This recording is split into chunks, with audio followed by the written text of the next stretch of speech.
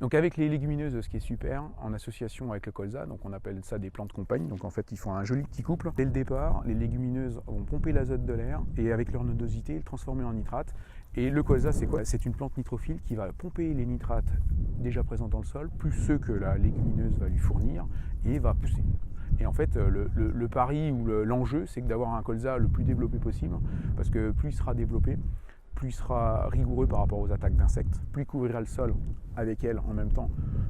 moins on aura de levée de mauvaises herbes, donc économie de désherbants. Une association de bienfaiteurs, comme je le dis de temps en temps, qui se passe plutôt bien, qui peut se semer, alors c'est ce qu'on a travaillé dans les services techniques ou avec nos agriculteurs, hein, qui peut se semer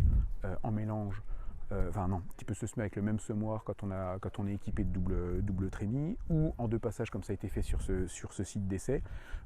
puisqu'on est sur de la févrole qui est une grosse graine, avec un colza qui est une petite graine, ou lorsqu'on travaille avec d'autres types de légumineuses, type fenugrec, type lentilles, type trèfle, c'est ce qu'il y a sur une autre parcelle, peut être mis dans le même semoir, semé en mélange, sans passage supplémentaire, et avec des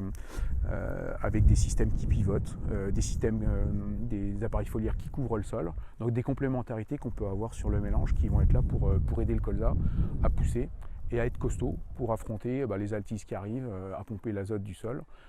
et économiser des herbicides qu'on retrouve éventuellement dans les captales ou qu'on retrouvait quand on n'avait pas mis en œuvre ces moyens-là. Donc l'enjeu c'est ça, l'enjeu environnemental, qualité d'eau, et puis l'enjeu réussite de la culture du colza par rapport aux insectes et sa pérennité, parce que le colza c'est super important dans l'Yonne où on a des champs de cailloux ou des champs de bonne terre ou des champs de limon au silex où lui avait sa place dans les rotations iconaises.